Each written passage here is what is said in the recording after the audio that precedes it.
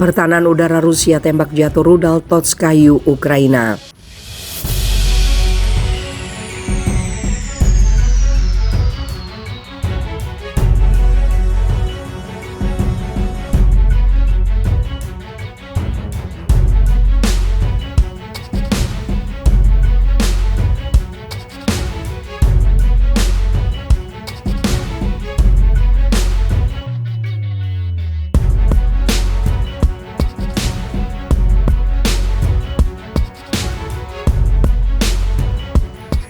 Pertahanan udara Rusia pada hari Selasa 3 Mei menembak jatuh rudal Totskayu, Ukraina dan mencegat 9 roket Scmed di atas Republik Rakyat Donetsk dan wilayah Kharkov.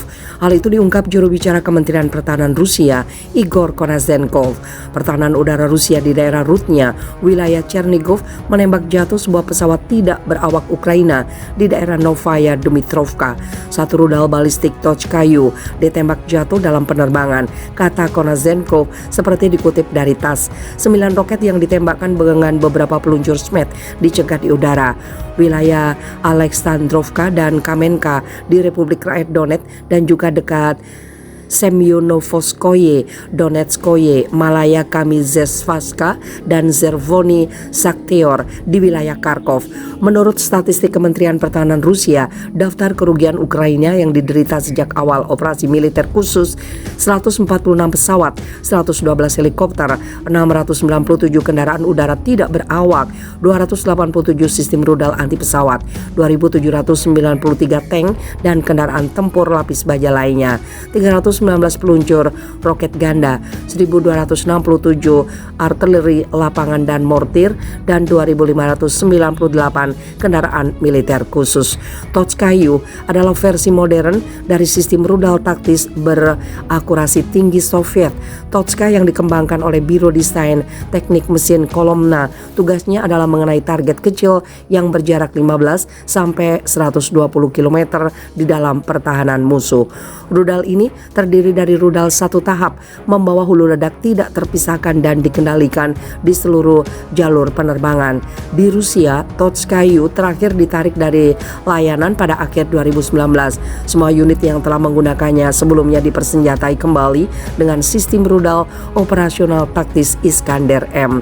Rusia juga mengklaim telah menyerang sebuah lapangan terbang militer di dekat kota Odessa, barat daya Ukraina dengan rudal. Serangan itu menghancurkan pesawat tidak berawak, rudal dan amunisi yang dipasok ke Ukraina oleh Amerika Serikat dan sekutu Eropanya.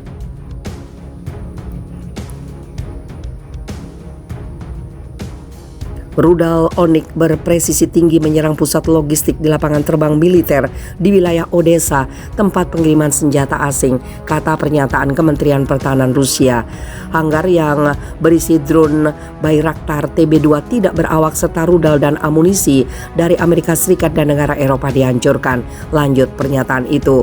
Rudal dan artileri Rusia juga menyerang berbagai sasaran militer di seluruh Ukraina, termasuk pusat komando, gudang senjata, dan sistem rudal anti pesawat S-300. Gubernur Odessa, Maxim Marzenko, mengatakan serangan roket menghantam kota pelabuhan Laut Hitam pada Senin malam, menyebabkan kematian dan cedera.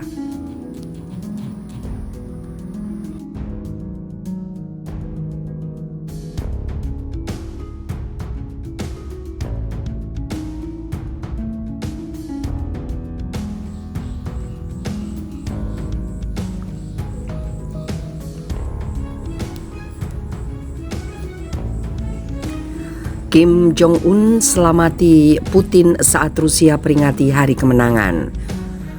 Pemimpin Korea Utara Kim Jong-un mengirimkan ucapan selamat kepada Presiden Rusia Vladimir Putin saat Rusia memperingati Hari Kemenangan pada 9 Mei.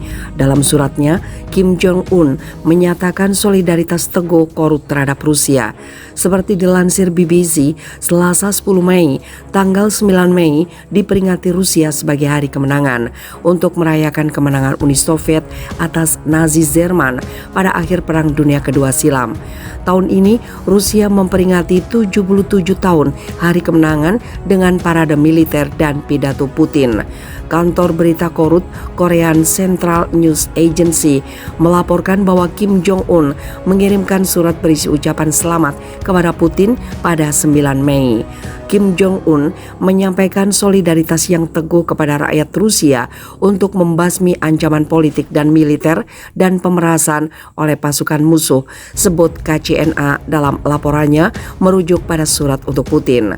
Disebutkan juga oleh KCNA bahwa Kim Jong-un juga menyatakan keyakinan bahwa hubungan persahabatan yang strategis dan tradisional antara kedua negara akan terus berkembang.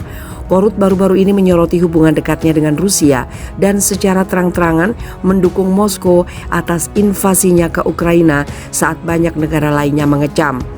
Pada Februari lalu, Korut menyalahkan kebijakan hegemonik dari Amerika Serikat dan negara barat lainnya sebagai penyebab konflik Ukraina.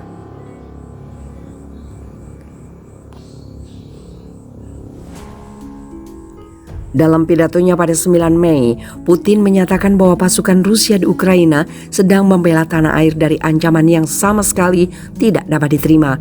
Kepada ribuan tentara yang berkumpul di Lapangan Merah, Moskow, seperti dilansir AFP, Putin mengatakan bahwa pasukan Rusia di Ukraina melanjutkan pertempuran melawan nazisme, tetapi penting untuk melakukan segalanya agar kengerian perang global tidak terjadi lagi. Anda berjuang untuk tanah air Anda, masa depannya, sehingga tidak ada yang melupakan pelajaran dari Perang Dunia Kedua, kata Putin di depan ribuan tentara Rusia pada saat itu. Menurut Putin, Rusia tidak punya pilihan selain melakukan respon pencegahan terhadap agresi dan menyebutnya sebagai satu-satunya keputusan yang tepat untuk negara yang berdaulat, kuat, dan merdeka.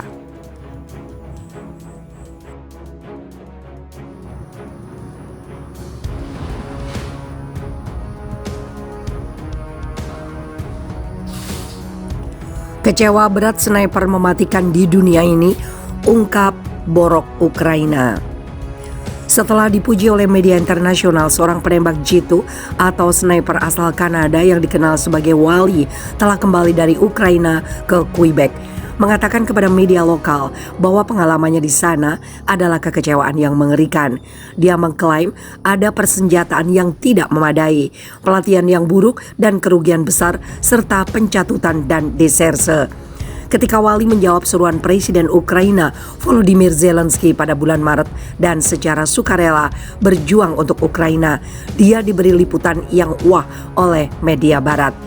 Seorang mantan tentara Kanada yang juga secara sukarela berperang dengan militan Kurdi di Irak, Wally digambarkan oleh media Spanyol sebagai